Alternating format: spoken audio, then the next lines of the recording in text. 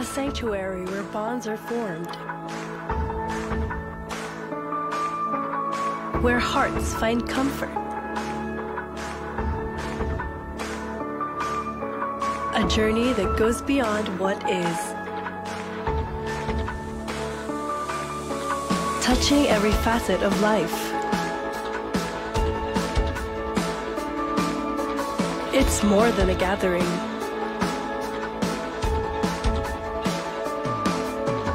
It's a harmony of shared experiences.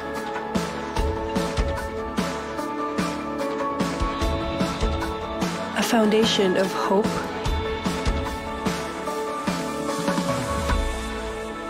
a vibrant mosaic of life's joy and challenges. A space for support and a sense of belonging. A place where our faith deepens and our spirits nourished.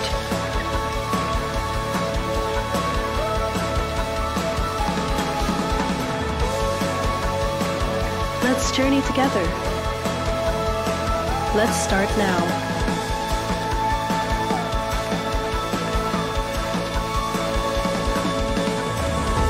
You are home.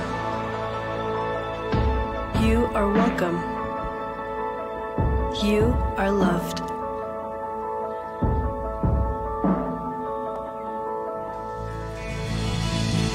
Good morning, everyone! Welcome to the feast, the happiest place on earth. Do you believe that? So come on, I invite you now to all stand.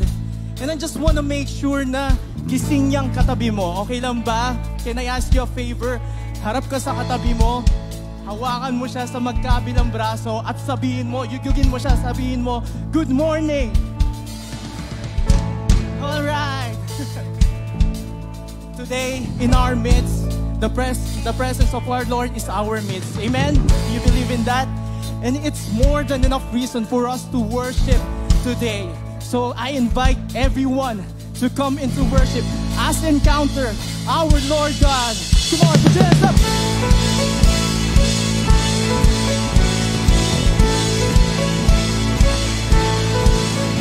Have you seen how good the Lord is to us?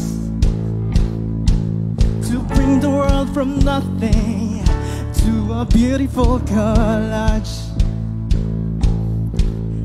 Have you seen how good the Lord is to us? That all without our suffering, hope came down for us. Come on, every voice we sing. Do you know that the good Lord is really here as people are gathered? Let all creations cry out to everybody's fit. So we're singing, we're dancing, we're filling this place with all of our praises. The Lord's in this place.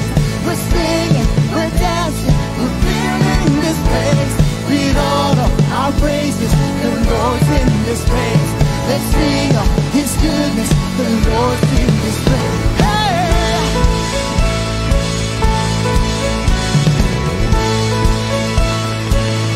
Every voice we sing, have you seen how good the Lord is to us? To shower us with mercy for all we have done. Have you seen, come on sing. Have you seen how good the Lord is to us? That though we are unworthy, still called to love. Do you know that the good Lord is really here as people are gathered? Let all creation cry out to Him. So we're singing, we're dancing, we're filling this place with all of our praises. The Lord's in this place. We're singing, we're dancing,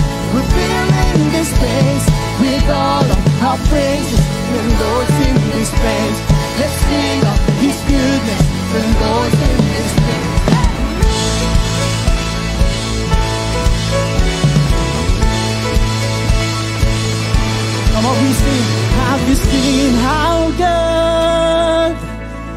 Have you seen how good? Have you seen how good the Lord is to us?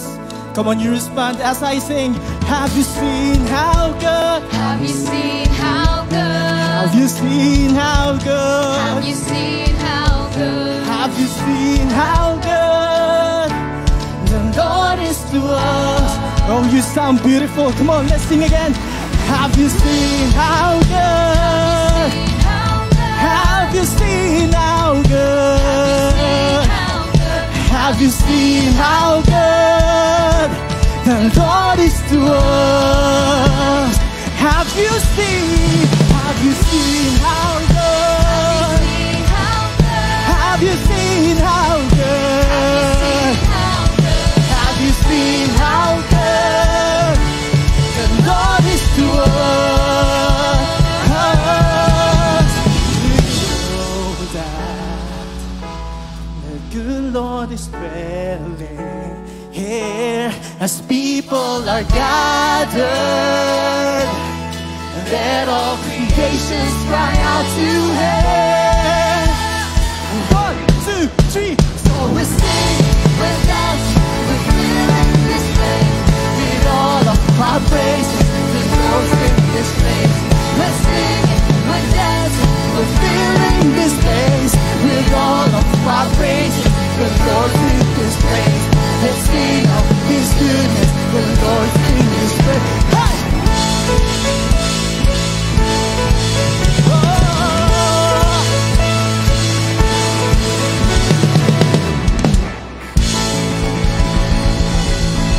Oh Lord, we praise you. Holy is your name. You are here in our presence, oh God. Hallelujah. Hallelujah, oh God.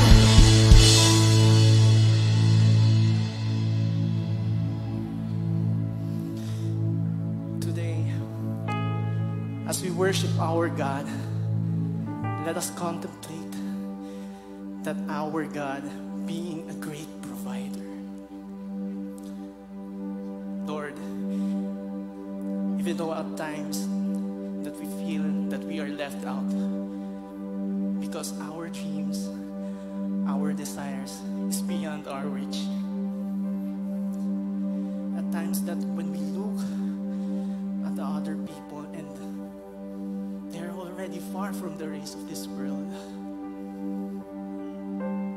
we feel that we are left out. But in the Bible, you once said, oh God, to trust in you with all of our hearts and not to lean on our own understanding. We believe in you, God. We surrender our hearts. We put our trust in you because you are sovereign. You are Lord of all. You are in control. And maybe my desire, my dreams are not for me, but you have better plans. Your plans are far greater than mine. Your timing is greater than mine. So as we worship today, oh God, we lift to you our hearts, our mind, our soul. We surrender to you our dreams, our hopes, our desire, because we fully trust in you, that no matter what the circumstances, you will be in control.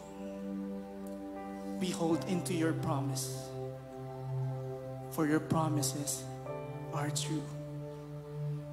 This we pray today, in Jesus' mighty name. In the name of the Father, and of the Son, and of the Holy Spirit. Amen.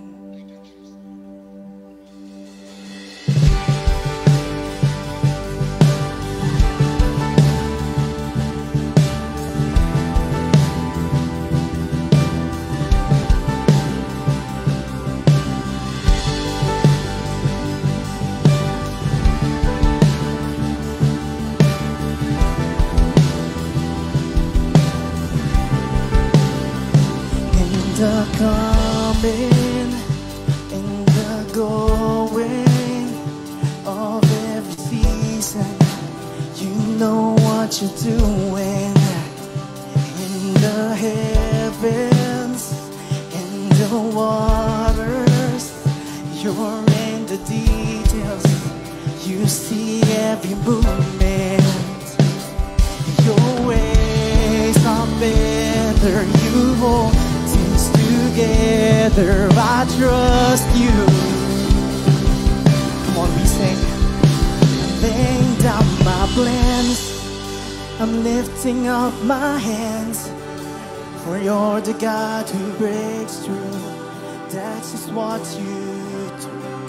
I'm falling on my knees as I'm looking up to thee.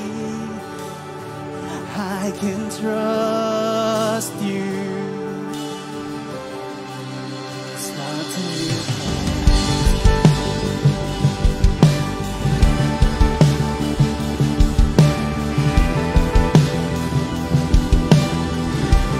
Come on, let's hit it up. In the giving and the taking of all I hold, I know that you're moving, that you're working in your silence. You never left me, and you never will. You've always been faithful, my God. You are able. I trust you. And I can trust you. I'm laying down my plans. I'm lifting up my hands. For you're the God who breaks through. That's just what you do. I'm falling on my knees as I'm looking out to thee. I can trust you. Oh, it's nothing you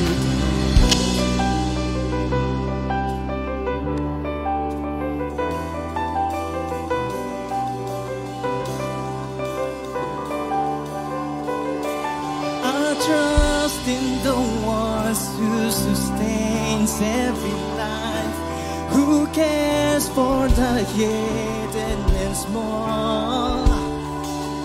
I trust even more when I don't understand, for I trust in the one who, come on, with every voice we sing. I trust in the one who sustains every life, who cares for the hidden and small. Oh, I trust even more when I don't understand, for I trust in the one who does. Oh, I worship the one who sustains every life, who cares for the hidden and small. I praise even more when I don't understand, for I trust in the one who does. For I know I can trust you, love. I'm laying down my plans. I'm lifting up my hands. You're the God who breaks through.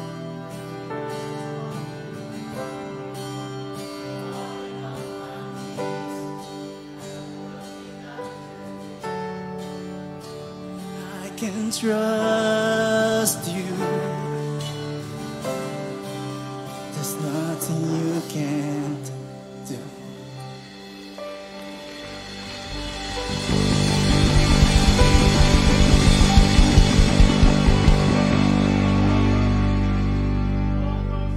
All those who believe that nothing is impossible with the Lord, can you give the Lord a loud shout?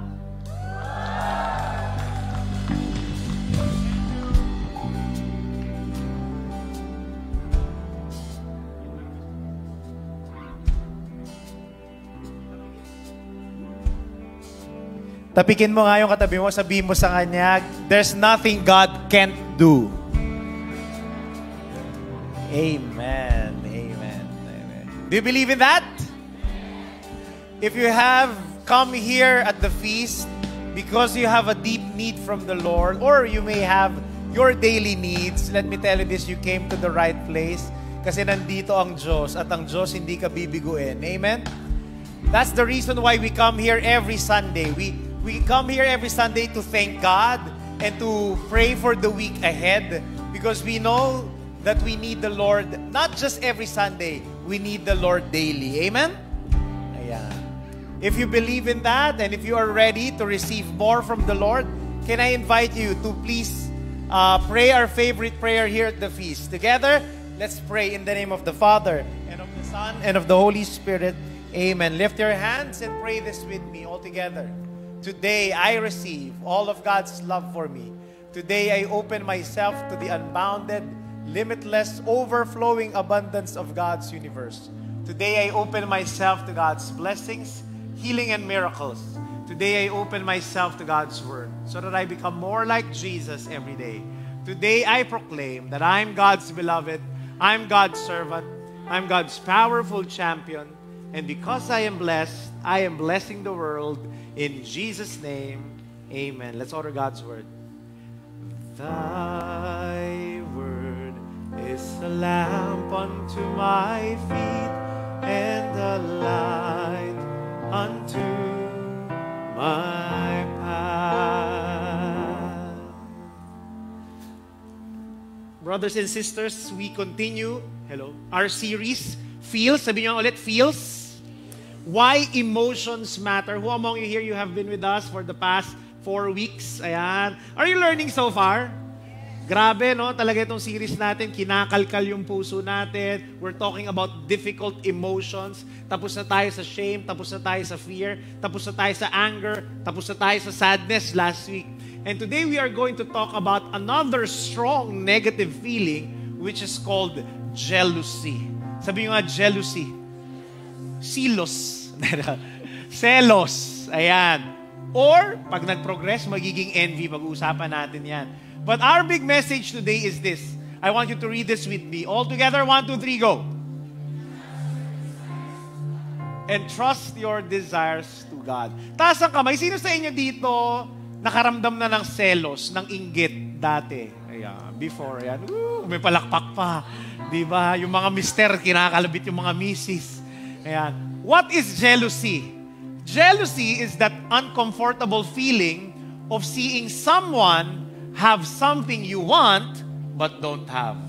Example, diyan tayo napapasabi ng, Lord, buti pa sila meron, sana all. Lord, buti pa sila meron, bakit ako wala? Sana ako rin. Lord, buti pa yung kaibigan ko, bagong kotse, naka BMW ako, naka Lamborghini jeepney. O kaya naka-Vitecleta. Diba? O kaya, minsan makugulat ka. Diba yung kaibigan mo? Diba, ang tagal mong graduate na kayo ng college after 5, 10 years. Biglang nakita mo, ang yaman-yaman na, Lord, saan nanggaling yung wealth gap? Samantala siya, nakabagong kotse. Travel ng travel. Ako, nagbubus pa rin. Nakakainggit. O kaya, nakita mo yung kaibigan mo. Lahat sila kinakasal na. Buti pa siya, may jowa, ako wala. Si Snow White, kumagat lang ng mansanas, nagka-love life na. Ako, fruit salad na tinira ko, wala pa rin. Kawawa naman. Tapos tuwing outing, lahat ng friends mo may jowa. Alam mo, ikaw wala kang jowa. Bakit kasi nasama yan? Alam niyo kung bakit? Ano yung sa akin, bakit? Para may photographer sila. Diba? Kaya awang-awa ka sa sarili mo. Pero alam niyo, ito ang problema. Today, it's easier to be jealous. Bakit? Dahil sa social media. Everyday, pinupost ng mga kaibigan mo, kakilala mo, mga influencer, yung mga wins nila sa buhay. Travel, yung mga kinakain nila na masarap, yung mga kape nila, yung success nila. And you see, yan ang selos eh. We feel that ugly feeling na sana meron ka rin. At alam nyo, itong selos na ito, na nararamdaman din natin kapag ka na-attract yung romantic partner natin sa iba, it's also called jealousy. Bakit? Kasi pansinin nyo, bakit ka nagseselos? Because you want the attention and the desire na ibinabaling ng partner mo dun sa iba. Ang feeling mo, para sa akin dapat yun. Kaya ka nagsiselos. Am I making sense here? Now, the question is this. Is jealousy bad or good? Is it sinful? Honestly, parang pakiramdam natin, parang masama. Because jealousy feels awful. Bakit? Because it comes with other difficult emotions like sadness, anger, pain. Tapos lahat yan parang minash up sa puso natin. Kaya hindi mo alam kung anong nararamdaman mo. Magagalit ka ba? Maaawa ka ba sa sarili mo? Malulungkot ka? Yung ganon.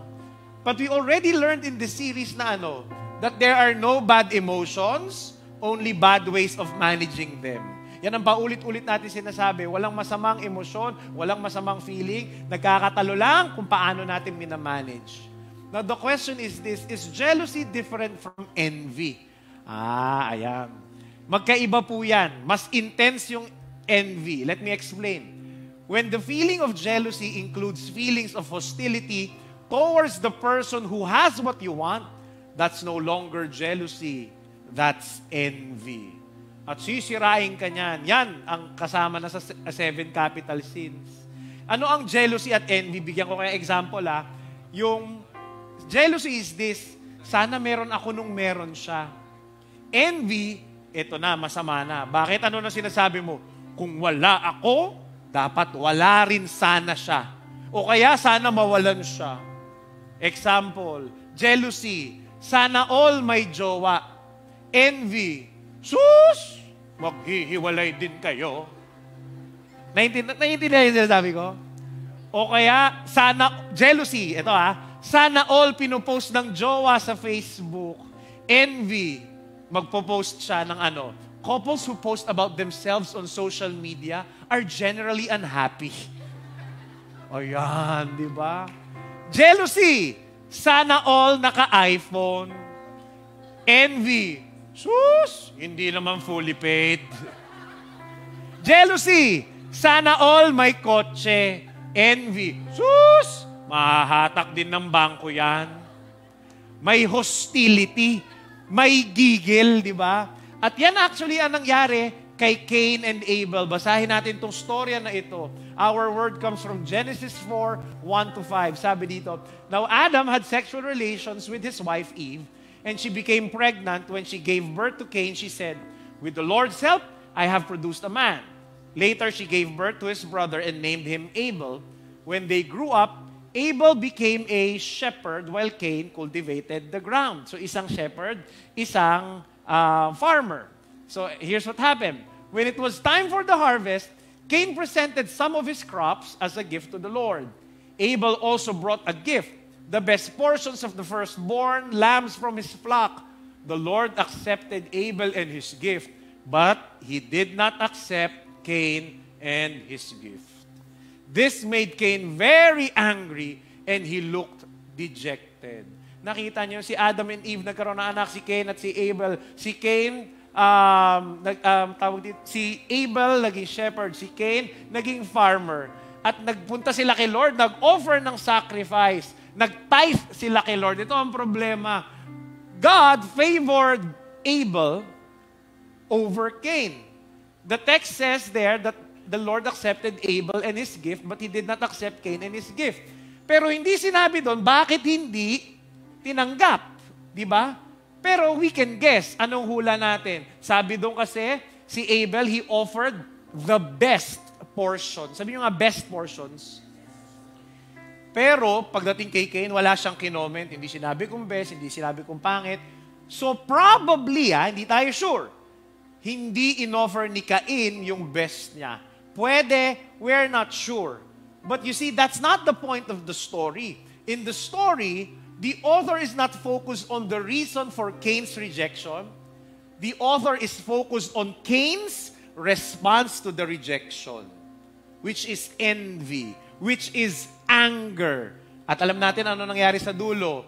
Pinatay ni Cain yung kapatid niya na si Abel.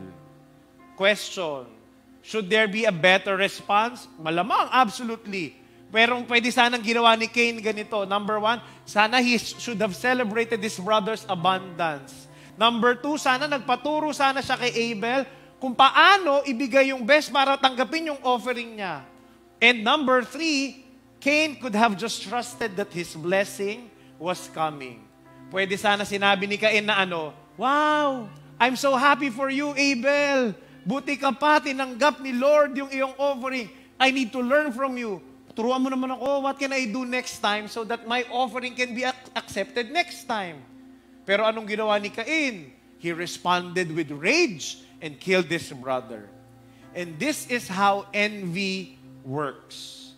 Instead of entrusting our desires to God, envy drives our desires to consume us. Tayo ang sinisira ng ating inggit. Pwedeng hindi tayo pumapatay ng tao. Tingnan mo nga yung katabi mo. Nainggit na ba yan? Hindi pa naman siguro pumatay ng tao yan.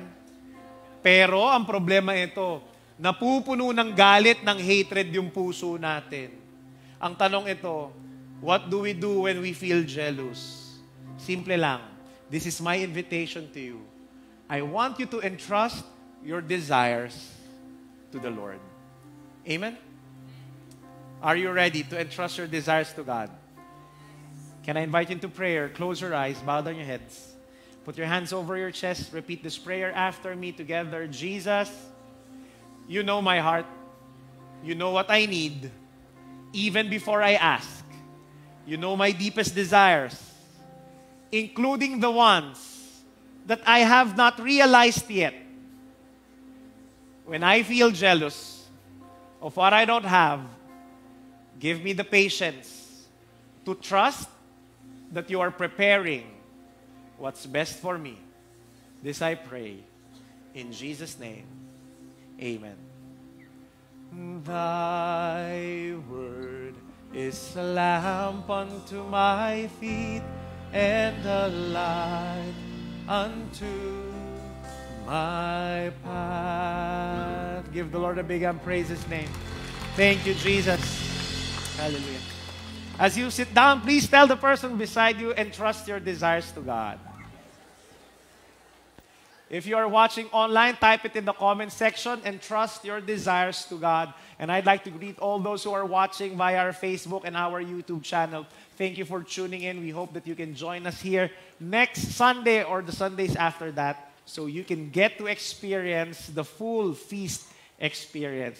Also, I'd like to thank you for your generosity, for continuously giving and sending your tithes and love offerings online. Maraming salamat po. But as for everyone who are here, maraming salamat. Thank you for coming back. Sino sa inyo dito hindi kayo naka-attend last week dahil sa sobrang lakas ng ulan? Ayan, sige. Thank you for coming. I'm happy that you are back here. Buti na lang, maaraw ngayon. But today, mainit ang ating topic. Mainit ang ating title ng talk because we're going to talk about jealousy, which can progress to envy. Our one big message today is this: entrust your desires to God. Are you ready to learn today? Parang hindi pa masyado, okay lang. Are you ready to learn? Yes! Yeah. Today, let me share to you 4 gifts that we can get from jealousy. Nabanggit natin in the previous talks na lahat ng mga negative emotions, merong regalong baon sa atin yan. And the first gift of jealousy is this. Jealousy says you have desires. Meron kang mga gusto sa buhay. Kapag nakakaramdam ka ng jealousy, congrats, ibig sabihin tao ka. Ibig sabihin, nangangarap ka. Ibig sabihin, gusto mong bumuti ang buhay mo, and that's good. Pero you might be asking me, pero di ba, Brother Velden, ang antidote for envy, for inggit, is contentment. Hindi ba't maganda na makontento tayo sa buhay? Tama po yan. Contentment is really key. But I want you to remember this. Contentment is good, but complacency is not. Maganda na makontento ka sa buhay mo. Pero huwag kang magpapakampante. Bigyan ko kayo ng example. Ako po, I'm so grateful. Meron po akong 2 negosyo. Ako po ay motivational speaker, corporate speaker, nagbibigay ng team building sa iba-ibang kumpanya. Ako rin po ay car dealer. 2 po ang negosyo ko. And Kontento na ako sa kinikita ko ngayon. In fact, it's more than enough for us. And I'm more than grateful. But I cannot be complacent. I want to earn more. Alam niyo kung bakit? Ano niyo sa akin bakit? Una, para sa pamilya ko. Ang dami kong pangarap para sa pamilya ko. Pangalawa, para dun sa mga empleyado ko, mga tao ko na umaasa dun sa negosyo ko. Marami silang pamilya na pinapakain din. So lahat yun, pasan ko yun. Ano pa? Gusto kong kumita ng mas marami. I don't wanna be complacent because just knowing the needs of Feast Bikutan, our ministry, I want to earn more so that I can give more. Especially itong last quarter. Nagkaroon grabe, yung ating nag-negative tayo for the past quarter. Kaya alam nyo, nung nakita ko yung statement of account, pinadala sa atin ng Feast Alabang District, sabi ko, naku, may utang pa ang Feast. Buti na lang, meron tayong I Give Club. Meron akong mahuhugot para pambayad dun sa kulang natin, dun sa deficit natin. Pero alam nyo, nalungkot ako. Sabi ko, kailangan bumuti pa yung buhay ko. Kailangan lumaki yung kita ko. Tapos pinagdasal ko din kayo na sana lumaki din yung kita ninyo. Bakit? Kasi tulong-tulong tayo dito sa feast natin. Tama o tama? So complacency is good. Contentment is good, but complacency is not. In fact, jealousy, kapag nakakaramdam ka ng selos, it's an emotional slap in the face saying, wake up. What do you really, really want? Ano bang gusto mo? Because when you are too comfortable and you are running on autopilot, parang dumadaan lang ang buhay, it helps you get in touch with your core desires kapag ka nakaramdam ka ng selos. And then it will invite you to move, which will lead us to the next gift. The next gift is this. Jealousy says it's time to act. Kilos ka na. Jealousy can push you to change, to execute. Halimbawa, naiinggit ka. Sino mga single dito? Single, wala pang mga jowa. Sige nga. O, sino single, wala pang asawa? O, sige, ayan. Halimbawa, naiinggit ka sa mga kaibigan mo, may asawa at anak na.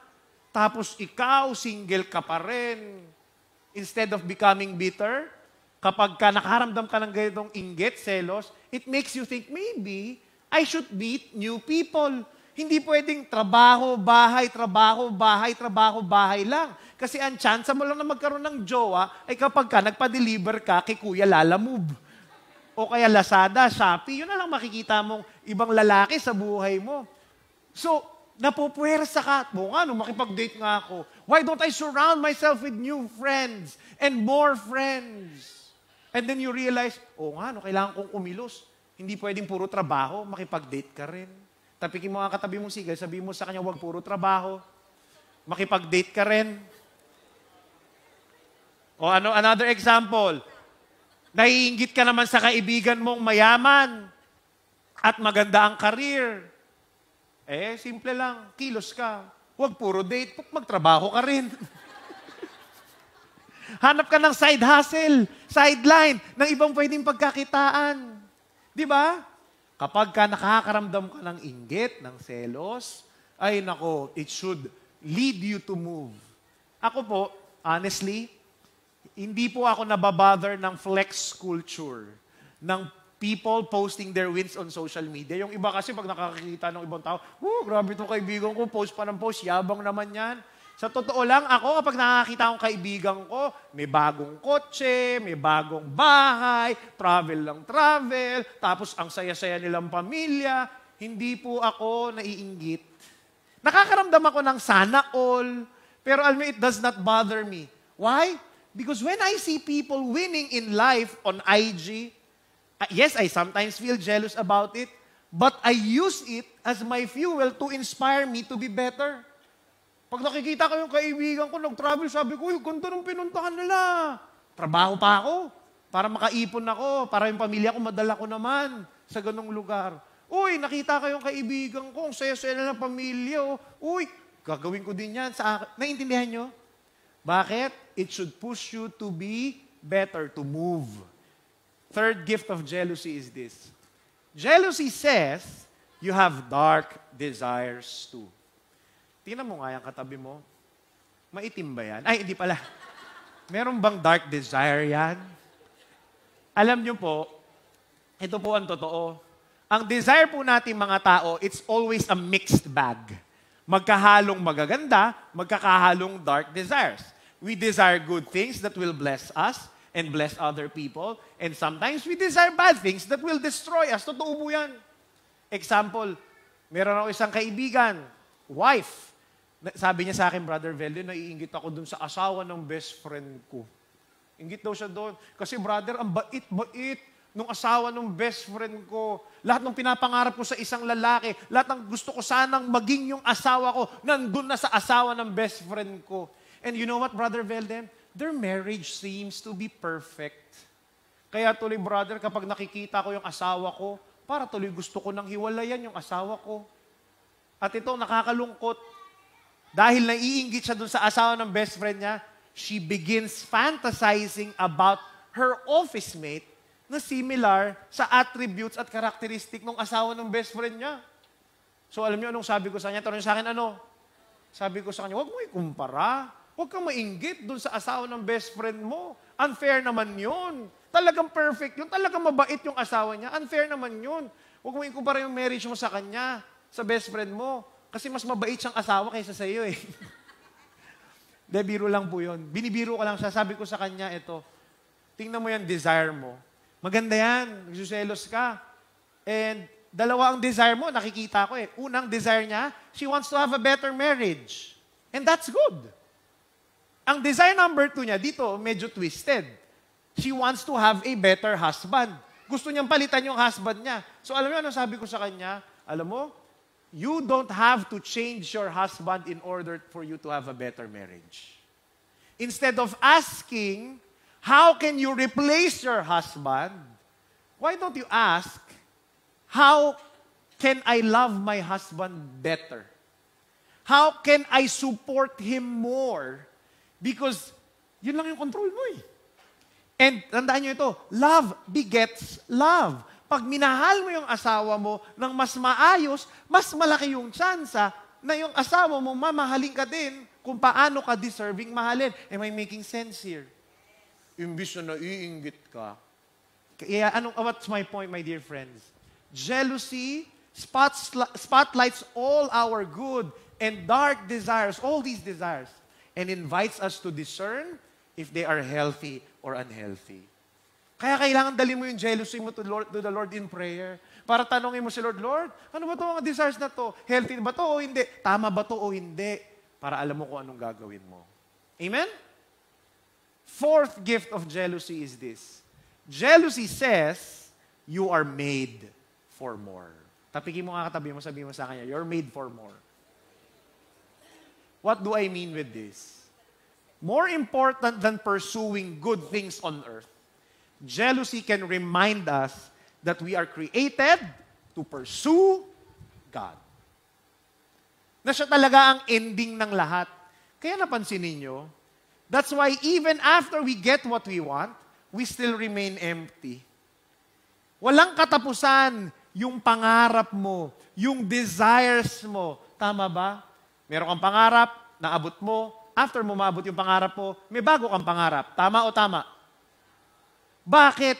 Kasi laging may hinahanap yung puso mo. That's human nature. Your heart is craving for something more. It's natural. Ano yun? It's our spirit longing and crying to look for what will truly satisfy us. And as we go on looking for more of our desires, what will we realize? We will realize that ultimately, ang ending pala natin, only God can truly satisfy us. Why? Because ultimately, our deepest desire is God Himself. Am I making sense here? Nakikita niyo yun?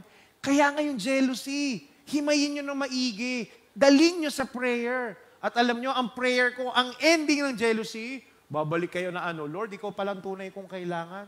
Ikaw talaga yung ninanais ng puso ko. Amen? Are you learning so far? Today, I'd like to share to you the how.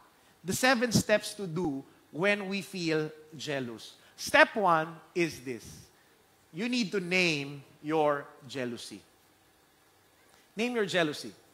When you feel jealousy, I want you to acknowledge it. I want you to name it. Gusto ko aminin ninyo. Complete the statement, I am jealous of blank. Kanino ka naiinggit? Pangalawang tanong, bakit ka naiinggit? Be as specific as you can. Lord, naiinggit ako sa office mate kong ganito. Kasi ang ganda-ganda niya. Kasi ang sexy niya. Korting coke siya. Ako coke in can. Sabihin mo. Bakit? Para alam mo kung ano yung gusto mong i-address. Am I making sense here? Lord, naiinggit ako. Ang yaman ng kaibigan ko. Tapos, naiintindihan ako, you need to name it. Kasi pag inamin mo, naming it and acknowledging it and being specific as you can, it will humble you and it will free you. Bakit? Kasi alam mo na, nasabi mo na eh, yung bumabagabag sa puso mo. Am I making sense? Step 2 is this. You need to be vulnerable with people you trust. Ayan.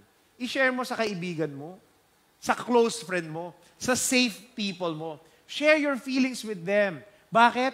In order for you to receive empathy from them. Kasi minsan, yung sinabihan mong tao, nakakaramdam din niya ng inggit. Tapos matutulungan ka niyan. Minsan, they might even give you a fresh perspective on what you are feeling and how should you handle it. Di ba? I-share mo sa kaibigan mo. Sali ka ng light group. Lagi ko sinasabi to, sali ka ng light group para may mag-guide sa'yo. Merong magbibigay sa'yo ng insight. Kasi minsan, akala mo, nabubulag tayo ng inggit eh. Di ba? Akala natin, ang sama ng taong yun, ang yabang-yabang niya. Ang totoo nun, you are just looking at it, at the person, with the lens of jealousy.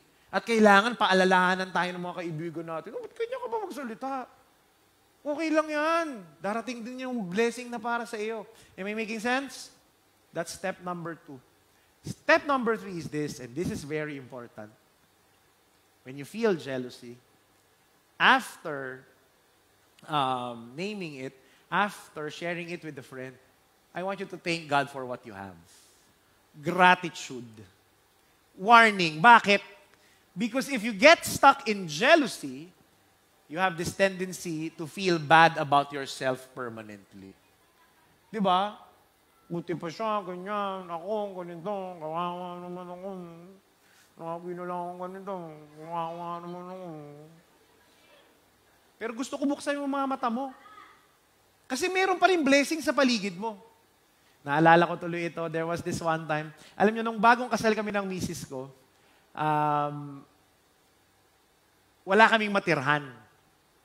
So, pagkakasal namin, a few days after, nakitira muna kami sa bahay ng nanay at tatay ko for 1 week, 2 weeks. Sabi ko, Mami, Daddy, pwede ba dito muna ako for the next few weeks? Pero promise, maghahanap kami ng titirhan na bahay, ng rerentahan. Huwag kayong mag-alala, huhiwalay kami. Hindi pwedeng makikitira kami sa inyo. And so, sabi ng nanay at tatay ko, napakabait, sabi niya, huwag na kayong magrenta. Naalala mo, meron tayong bahay dyan sa kabilang village. Binild and sell natin, ipambenta natin. Hindi pa naman nabebenta. Tirhan nyo muna. Pansamantagal. Alam niyo yung pansamantagal? Yung momentary, pero parang sobrang tagal na talaga. Ganun. So, in the first few years, pansamantagal kaming nakikitira dun sa bahay na yon. We are so blessed. Walang bayad, libre, walang renta.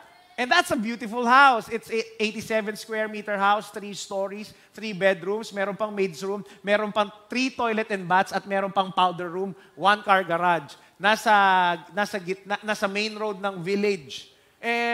Sobrang ganda. Pero alam nyo, one time, in-invite kami ng isa naming kaibigan, si Engel tsaka si Rima. Our leaders here, yung matangkad na mama last week na nagpunta dito, na nag-share sa love offering.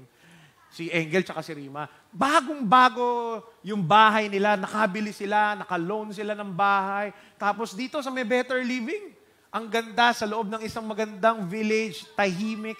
Tapos yung bahay nila, pagdating namin doon, ang ganda. Ang laki.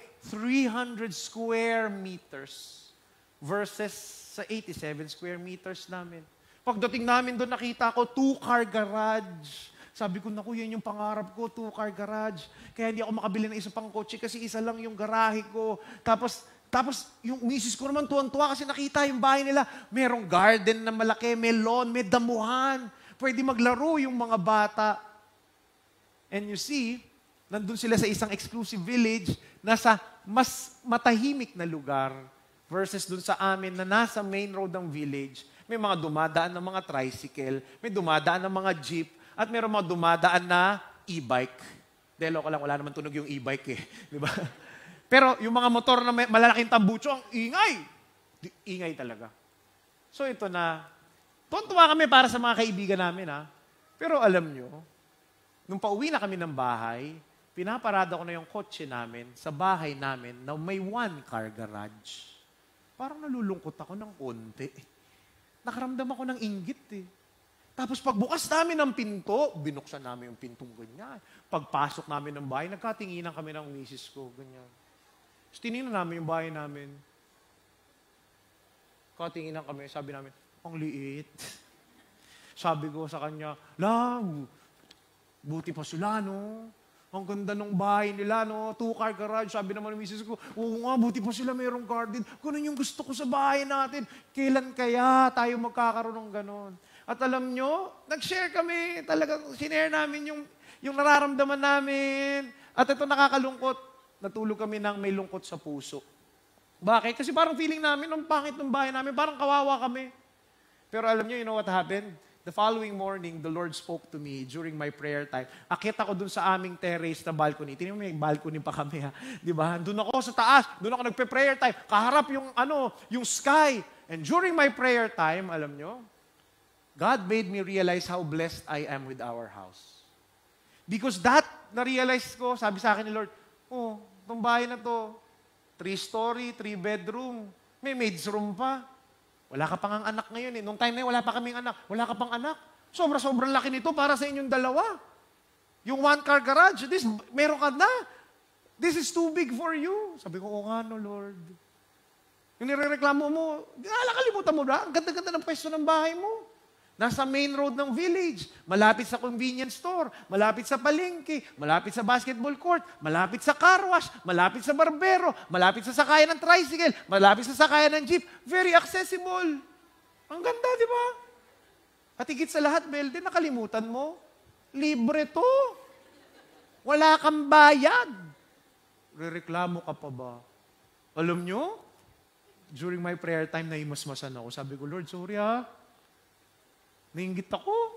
Nakalimutan ko. Grabe pala yung pagpapalang ibinigay mo sa amin. Why am I sharing this to you? Because sometimes, brothers and sisters, I want you to be filled with gratitude. Why? Because sometimes what we consider a failure or a lack in our part is almost an impossible dream for many. Be grateful because gratitude kills jealousy. Nakikita ko yung reaction ng iba sa inyo. Kanina pa nagbubulungan. Bakit? Ano sinasabi ng arte naman ito ni brother? Pangarap ko lang yung bahay niya. Mas maliit yung bahay namin. Kikita ko, inuusgahan niyo ako habang nagtutok ako eh. Diba? O ayan yung power statement. Yan nga yung punto ko. Yung nirereklamo ko, pangarap lang ng iba. Ganon din ikaw, yung nirereklamo mo, pangarap lang din ng iba. Yung kinaiingitan mo, pangarap lang din ng iba. Yung feeling mo kawawa sa'yo, pangarap lang ng iba sa'yo. Am I making sense here? Be grateful. Step 4 is this. Ito mahalaga. Thank God for other people's blessings. Ayan, mahalaga yan. Huwag ka lang magpasalamat sa biyaya mo. Magpasalamat ka din na binless yung mga kinaiingitan mo. I want you to celebrate other people's success. Be genuinely happy for them. Honor them for what they have accomplished. Alam niyo, sinasabi ko sa kaibigan namin, kay Engel tsaka kay Rima, alam mo talaga, kayo talaga idol namin. Sana makaipon din kami. Congratulations sa inyo. We are really happy for them. Bakit? Kasi alam ko pag binibless sila, binibless din nila yung feast. Binibless din nila, marami tao. Alam niyo yung bahay nila, laging doon ng meeting, ng kung ano-anong ministry. Bakit malaki? That's why be happy for other people's success. You need to be genuinely happy for them. Thank the Lord that they have blessed your friends. Bakit? In fact, kapag ka binibless yung kaibigan mo, huwag ka mainggit. Ma-excite ka. Alam niyo kung bakit? Tanong niyo sa akin, bakit? Isa lang ibig sabihin nun. Ibig sabihin, ikaw na yung susunod. Amen? Tapigin mo katabi mo, sabihin mo sa kanya, you're next.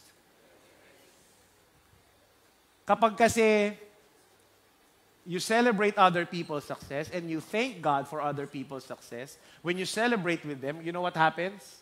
The spirit of comparing and competition dies down. And the spirit of gratitude and gladness rises in your heart. Eh di pare-parehas tayong happy. Amen? Step number 5, ito mahalaga. You need to purify your desires. Ayan. Alam mo kung bakit ka naiinggit? You get in touch with your desires. James 2 verse 3 says, even when you ask, you don't get it because your motives are all wrong. Ask yourself, are your desires, are your motives in the right direction? Are they in the right place? Kasi alam nyo, more often than not, the thing that triggered your jealousy is just a small piece of a bigger desire. Kapag kahinimay mo, layer by layer, layer after layer in your heart, and check what's behind that feeling, you will discover na mayroong mas malalim na issue, may mas malalim na desire, may mas malalim na longing sa puso mo. Such as, kaya ako gusto ko ng magandang career. Because hindi naman talaga yung career ang gusto mo. Because deep in your heart, you want to matter. O kaya, gusto mo ma-recognize, magkaroon ng maraming, gusto mo maging famous, naingit ka sa kaibigan mo famous. When you peel the outer layers, there's this need and desire for you to feel that you want to be enough. O kaya yung kaibigan mo merong jowa, meron ng asawa.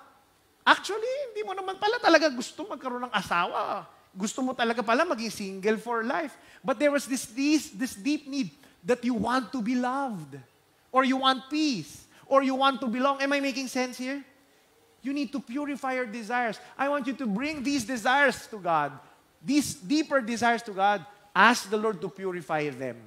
And fine-tune them for you. Balikan ko yung storya. Alam nyo, later on, di ba, nainggit ako dun sa kaibigan namin na ganda ng bahay nila. Later on, we were able to buy our house, yung tinirahan namin ng pansamantagal. Kami na yung bumili. So niloan namin sa bangko nung nakaluwag-luwag na kami ng konti. And during the process, actually nagdi-discern kami mag-asawa noon. Bibili na ba natin itong bahay na to? O hanap tayo ng mas malaking bahay? Baka gusto kasi natin na mas malaking bahay. Pero yun nga lang, pag mas malaking bahay, mas malaki ang gastos. Halos magkakandako ba ako sa pagtatrabaho, wala akong ibang iisipin kundi maghanap ng pambayad dun sa housing loan. So tinanong namin sarili namin, teka lang, gusto ba talaga natin ng mas malaking bahay? What does a bigger house mean to us? Yan ang tinanong namin. And nung nag-uusap kami mag-asawa, actually, we want a bigger house. Alam niyo kung bakit? Ang primary motivation, we want a bigger house for our children to play in. Gusto namin lumipat sa hindi main road para hindi kami natatakot na masagasaan yung mga anak namin. Pero na-realize namin na okay lang yun. Pwede ko naman turuan na huwag silang tatawid. Kapag may coaching dumaan, mas mura yun. Di ba?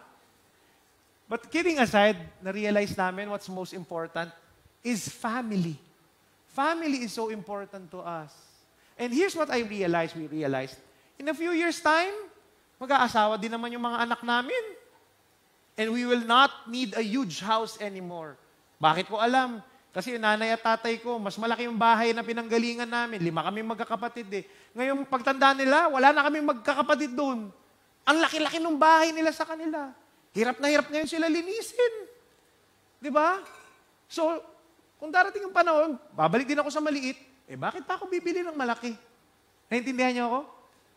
Tapos, ito pa na-realize namin, talagang hinimay namin eh. Importante sa amin yung family bonding.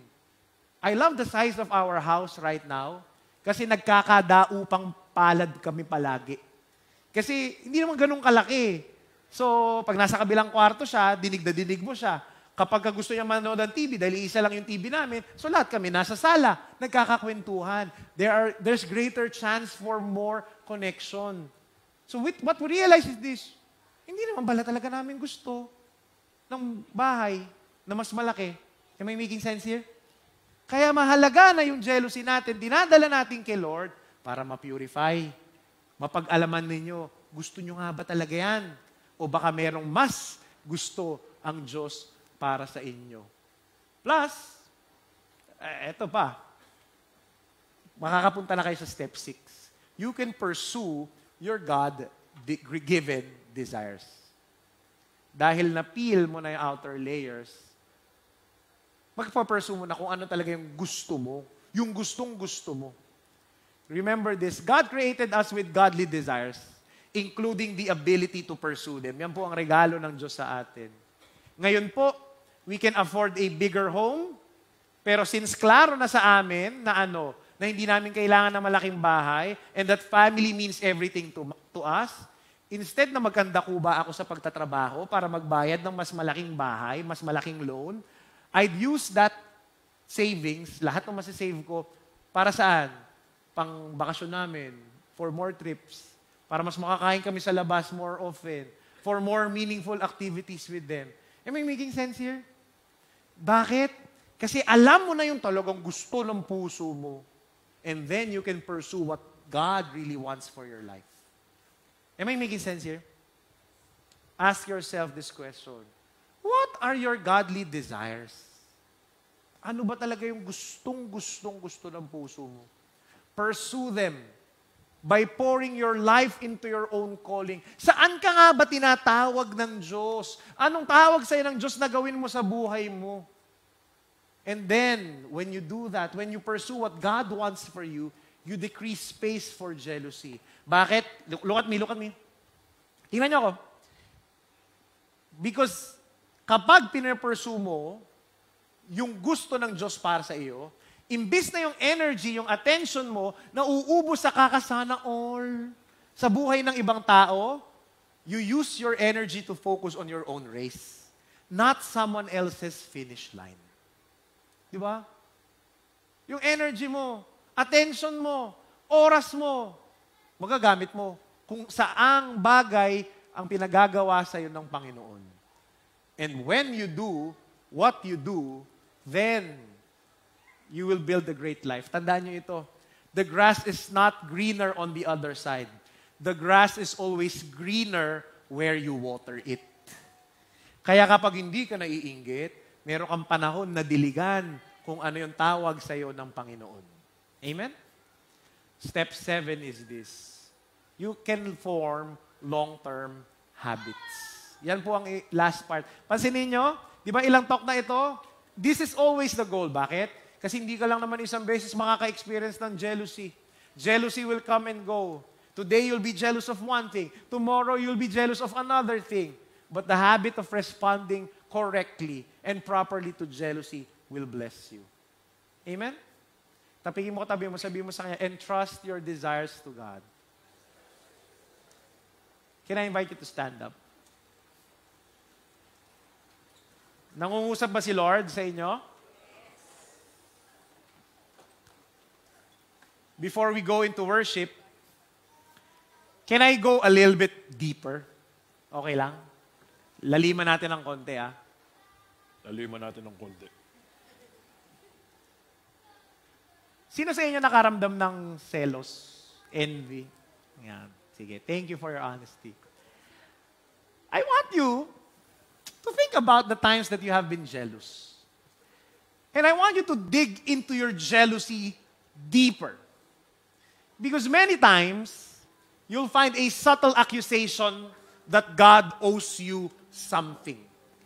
May utang sa'yo ang Diyos. Feeling entitled ka. Bakit? Ganun ang jealousy at envy Kung titingnan mo maigi, envy is not our issue with the other person doon sa kinaiingitan mo. Actually, envy is our issue with God. Example, naiinggit ka sa boyfriend ng kaibigan mo. Pero actually, hindi mo naman gusto yung boyfriend ng kaibigan mo. In fact, pangit na pangit ka nga sa boyfriend ng kaibigan mo You just want one for yourself. Tama ba? Wala rin naman problema sa'yo kung mayaman yung iba mong kaibigan. Ang problema, Lord, bakit ako hindi ako mayaman? Tama ba? Naiinggit ka sa kotse ng kaibigan mo. Hindi naman yung kotse niya yung gusto mo eh. Kamukha lang nun, pwede na. O kaya bagong kotse para sa'yo. Wala naman problema kung maganda yung iba. Ang problema, bakit ako, Lord, hindi ako maganda? And you see, nagtatampo ka kay Lord. Bakit? Kasi pwede naman niyang binigay sa iyo, pero bakit hindi niya binigay sa iyo? Tama ba ako? Natumbok ba natin yung feeling nung tampo, nung jealousy? Alam niyo, ganyan ako nung bata ako. Let me share to you this story. One of my biggest teenage woundings is bulok yung kotse namin nung lumalaki ako. I love cars. I got it from my dad. Tatay ko laging may mga car magazines, may mga newspaper ads. Lagi siyang tingin ng kotse. Kahit wala naman siyang pambili, kwento siya ng kwento. Belen, ito maganda ito. Sana magkaroon tayo ng ganito. Tuwing nagfa-family gathering, family rosary kami, nagdarasal kami. Pag nagdarasal kami, yun ang pinagdarasal niya. Lord, sana magkaroon kami ng kotse. Kahit na parang 10 taon na namin dinadasal yun araw-araw, hindi pa rin kami nagkakakotse. Wala kasing pambili. And I remember this one time, nung high school ako, nag-high school po ako sa Ateneo High School. Tapos, meron kaming kotse na Volkswagen. Ang tawag ko, Bulkswagen. Kasi bulok na talaga. Yung van na Volkswagen Combi na talagang okay naman siya, umaandar. Pero pag nakita mo, daming kalawang, isang kalawang na lang hindi pumipirma, makakalas na. Tapos, I cannot forget this because there was this one time, hindi naman siya issue talaga sa akin nung umpisa. Pero there was this one time, hinatid ako nung tatay ko sa school, dun sa driveway sa may Ateneo High School. Tapos pagbaba ko, nakita pala ako ng isa kong kaklase. Tapos pagdating dun sa classroom, second year high school ako nito, sabi nung kaklase ko, dun sa mga kaibigan ko, kaklase kong iba, "Uy, alam niyo ba kung ano yung kotse nila Belden?" Sabi, yung mga kaklase ko naman, na-curious, anong kotse niya? Yung panahon na yun, usong-uso yung Volkswagen Beetle na bago, na nasa MTV ni Mandy Moore, ng Candy. So sabi nung kaklase ko, Volkswagen. So yung mga kaklase ko, talaga? Yung bagong Volkswagen Beetle, wow, ang ganda. Tapos yung kaklase ko ngingisi-ngisi. Sabi niya, hindi, yung bulok na van. Tapos alam niyo, ako talagang nasaktan talaga ako. Pag uwi ko sa bahay, inis na inis ako. I was not angry with my classmate. Nagtatampo ako kay Lord. Bakit? Kasi sabi ko sa prayer ko, Lord, bakit ganun?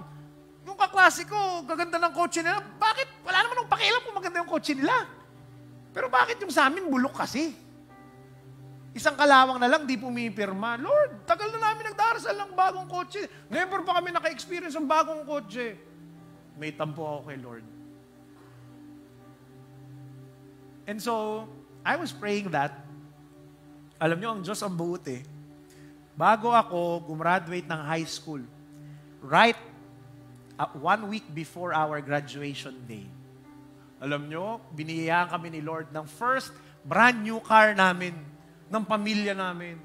So ako talaga, I thought, sabi ko, Lord, bumabawi ka. Ayaw mo ko pahiyain na at least sa graduation ko, makikita ng mga kaklase ko na bago yung kotse namin. Malaki po ang Ateneo. 600 po ang isang batch. Doon sa graduation namin, dala ko. Nakasakay ako doon sa bago naming kotse. Pero alam nyo, ni isa sa mga kaklase ko, hindi nakita. Baliwala. And at a young age, you know what I believe God was telling me? God was telling me, it's not about the car. At a young age, I thought a man's worth, my worth, is tied on what car I drive. But time and again, the Lord will remind me, it's not about the car.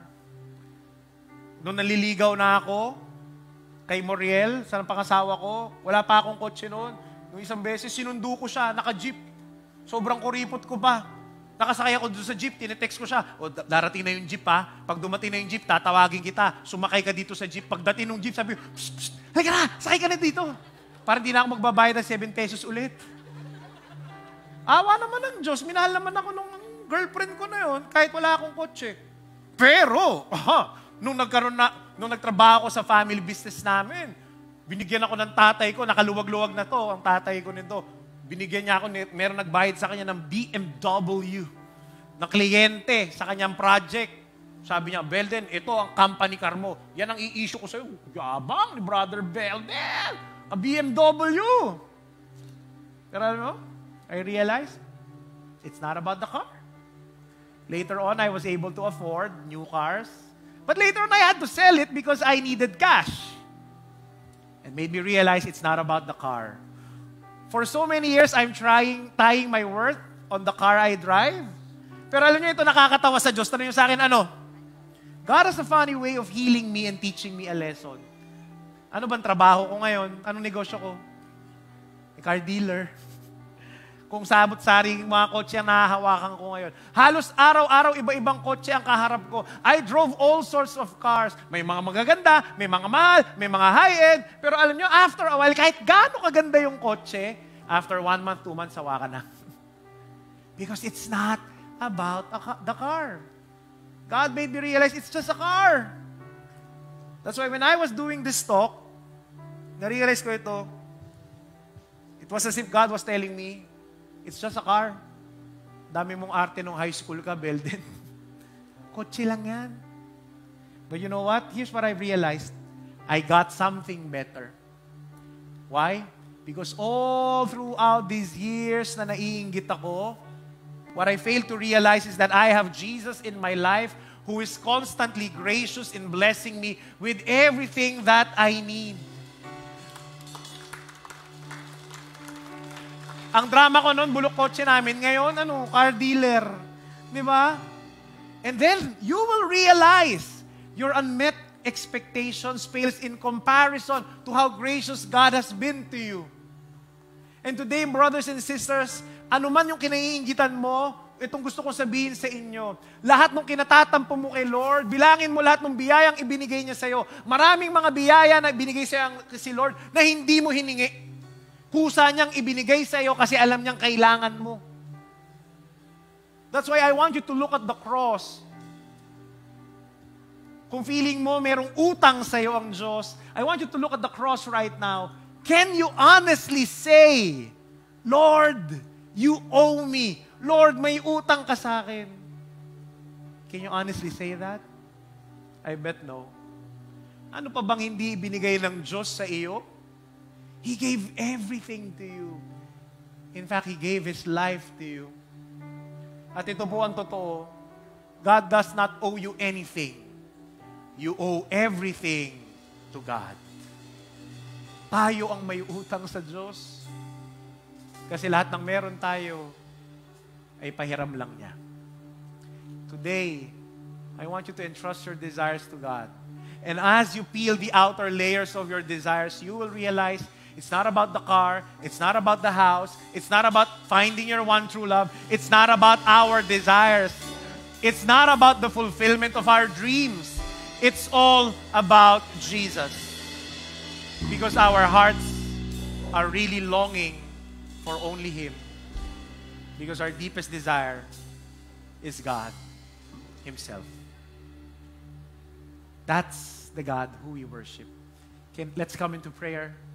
Let's worship this God, the one we truly desire. Close your eyes, bow down your heads. Let me pray for you. Father in heaven, I lift up to you every person with their head bowed down in this place, O Lord. We lift up to you our jealousy. We lift up to you our desires, O God. And we know, Lord, that these desires will never go away. We will always yearn for more. And the reason why we yearn for more is because we will yearn for you. You are our deepest desire. You are what we want. And so, Lord, we entrust everything to you. We trust that in your goodness, in your kindness, you will make our dreams come true. This we pray in Jesus' name. I'll trust in the one who sustains every life, who cares for the hidden and small.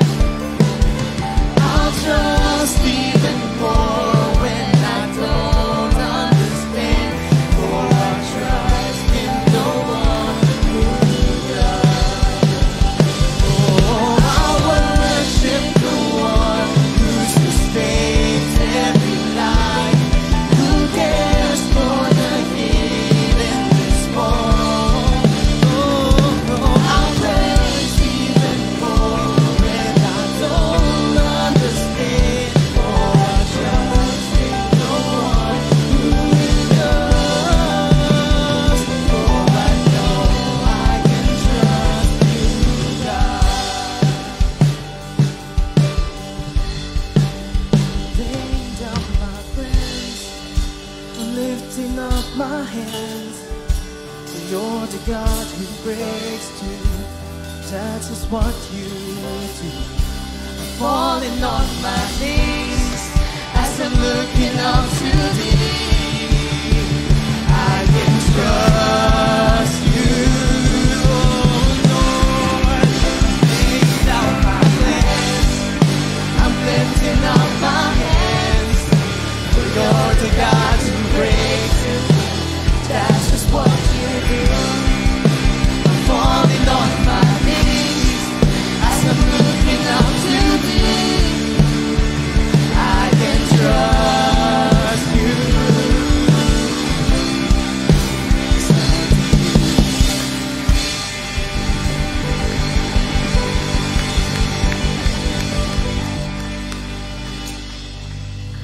The Lord knows your desires. Bring it to Him, and you will realize that your heart is longing for Him. Amen?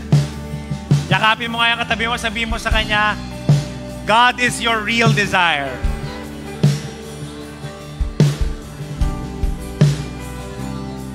Were you blessed today? Palakpakan natin si Lord. Thank you for today. Thank you for coming. Can I invite you to please be seated for a while? I hope the Lord spoke to you in a powerful way. And trust your desires to the Lord. Before we go into our giving, let me remind you first to write your name, your contact number. And I invite you to write your prayer petitions, your Thanksgiving prayers, most especially. Gratitude po, mahalaga po yan. And those of you who would like to give online through our QR codes, you can also give through cash or check. We would gladly welcome it. And lahat po ng ibinibigay natin, napupunta po sa ginagawa natin dito sa feast. We are changing a lot of lives, giving hope to many people. And that's why hindi po tayo pumapayag na pupunta tayo dito, tapos hindi tayo tutulong sa gawain ng Diyos. Every time we give, we are building the kingdom of God. Amen? So maraming salamat po sa inyong lahat. Before and while you are doing that, while you are writing in your love offering envelopes, let me give you a few announcements first. Sa mga first-timers po dyan, taas po ang kamay ng mga first-time mag-attend. Meron po ba? First-time, palakpakan naman natin sila. Welcome to the feast. Thank you for coming. Salamat po for coming in today's feast. We would like to welcome you formally. Please go over to the side after the final song. We have a small token, small welcome gift, and we would like to get to know you more as well here after the final song. Sa mga gusto naman po magpa-pray over for healing and other concerns, please go over to the other side sa Pray Over Ministry, and we have people who will be listening and praying for you as well. Eto po, next announcement, sa mga kabataan po dyan, tingin po kayo dito sa side na ito. Magkakaroon po sila ng youth camp, Camp Calye, and they are raising funds. At it will be happening on June 28 to 30. Kung yung mga anak ninyo gusto pong sumali, the initial camp fee is 3,500 pesos per head. And if you wish to help our youth, you can support them by buying stuff from them. You can also donate if you want to, para naman po, marami po tayong maipadala na youth sa ating youth camp. And ito po, kami po mga nakatayo dito, ako po, kami po ay produkto ng youth camp, ng mga ganyang klaseng programa. So, we are planting seeds para sa kinabukasan ng simbahan whenever we support our youth. So, please do so. If you would like to support them, bili na po kayo sa kanila. Dami nilang binibenta dyan. Ayan. So, lapit lang kayo sa kanila paglabas po and support them. Pero, pinakamahalaga, if you want to register your children especially, i-register nyo po sila. And in relation to that, they have a requirement para makasali po sila sa Camp Calye, kailangan ng one-to-one discipleship nung tinatawag nating Love Someone Today. And today, the youth ministry will be having a Love Someone Today event. Right now, hindi pala right now, mamayang alas 2 hanggang alas 6 ng hapon at Marimar Social Hall. So if you want your kids to journey deeper with the Lord, I invite you to bring your kids there, especially yung mga kabataan. Alright? Ayan po, tapos na po tayo sa youth. Nasa naman po ang mga single? Ayan. Iniimbitahan ko naman po ang mga single for our singles retreat happening just this July 2024 entitled Love Life Retreat Batch 22. Hindi po ito paghahanap ng love life ng jowa. Ito po, it's all about loving your life. Happening on July 13 to July 14. Venue is at St. James Retreat House in Tagaytay City. Investment fee is 4,000 pesos. And if you are interested, you can approach Nix Flores, our singles ministry head, and you can register through her as well. Amen? Ayan. Okay, ito pa, meron pa. Sa mga kababaihan naman po, ladies, our favorite annual bonding is here. Save the date for Jewels Conference 2024 entitled Pure Joy. It will be happening on August 17th in SMX Convention Center in Manila. It's time to gather again and be filled with inspiration, hope, and uplifting moments of beautiful sisterhood together. So you can get your tickets dito po sa Feast. Look for Kate Jauregui, or you can buy it online at jewelsconference.com. Let's go, ladies. See you at the Jewels Conference. Kate Jauregui will be there outside if you are interested to join our women's conference. All right. Next week, meron pa nga ba? Tama. Next week, I want you to be here. We are closing our series on emotions. So, wag po kayong absent. Amen? Can I invite you to stand up? Sabi mo sa katabi mo, see you next week. Sabi mo sa kanya, promise. Let's offer our gifts to the Lord. Let's offer our giving to Him. Let me pray for our offering. Father in heaven, we praise and we thank you for your generosity.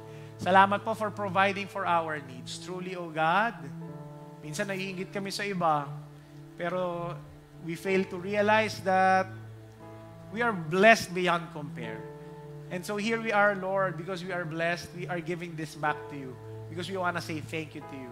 We also lift this up to you, Lord, so that you can use this for your greater glory, so that we can reach more people, more souls for your greater glory, and be brought back into your embrace. And for my dear brothers and sisters here, O Lord, I pray that you bless them. I pray that you return this to them 100-fold, because you are faithful and you are generous. This we pray and claim in Jesus' name. Amen. Come, brothers and sisters, with joy, give to the Lord. I'll see you next Sunday. God bless you.